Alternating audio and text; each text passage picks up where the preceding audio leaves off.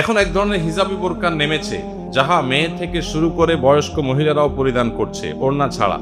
সেই বোরকা পরে হাঁটলে সামনের দিকের কাপড় শরীরের সাথে লেগে থাকে এবং শরীরের সব বোঝা যায়। এমন বোরকা পরিধান করা যাবে কিনা এবং ইসলামে মেয়েরা বাহিরে এলে পর্দার বিধান কি? এইরকম বোরকা পরলে তার উপর দিয়ে আরেকটা বোরকা পরতে হবে। বুঝেন নাই কথা? বোরকার উদ্দেশ্য হলো শরীরের সৌন্দর্য এটা যেন পরপুরুষের সামনে ফুটিয়ে না তোলা হয়, সেটা যেন লুকিয়ে রাখা যায়, আবৃত রাখা যায়। এই জন্য দেখেন, যারা পর্দানসীন তাদের মতো আত্মসম্মান বোধ সম্পন্ন, তাদের মতো এতটা আত্মমর্যাদা বোধ সম্পন্ন যারা পর্দানসীন না, তারা কিন্তু সেরকম না। কারণ হলো, পর্দা করার মিনিং হলো যে একজন নারী, একজন মুসলিম নারী, তিনি সম্ভ্রান্ত, তিনি নিজেকে অন্য পুরুষরা তাকে নিয়ে বাজে চিন্তা কল্পনা জল্পনা করবে এই সুযোগ তিনি দিবেন না। এটা হলো তার ব্যক্তিত্বের ব্যাপার, এটা পার্সোনালিটির ব্যাপার।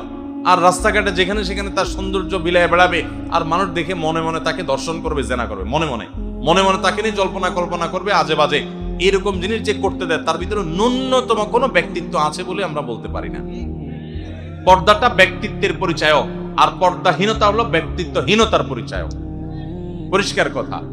পর্দা এবং শালীন পোশাক এটা মানুষের ব্যক্তিত্বকে প্রমাণ করে, আর পর্দাহীনতা, অশালীনতা এটা ব্যক্তিত্বহীনতাকে প্রমাণ করে। তাকে নিয়ে মানুষ নোংরা চিন্তা করুক, এটা যে চায়, তার মতো রুচিহীন মানুষ আর কি হতে পারে? আল্লাহ তাআলা আমাদেরকে পর্দার গুরুত্ব বুঝার তৌফিক দান করুন। এখন যদি এমন কোন বোরকা পরেন যে বোরকাটা এতটা আঁটোসাঁটো, এতটা শরীরের সাথে লেগে থাকে, শরীর অঙ্গ প্রত্যঙ্গ ফুটে উঠে, সেই বোরকা পরা আর সাধারণ কাপড় চোপড় পরে অশ্লীল পোশাক পরে চলাফেরা করা একই কথা। এই বোরকা পরা না পরা সমান।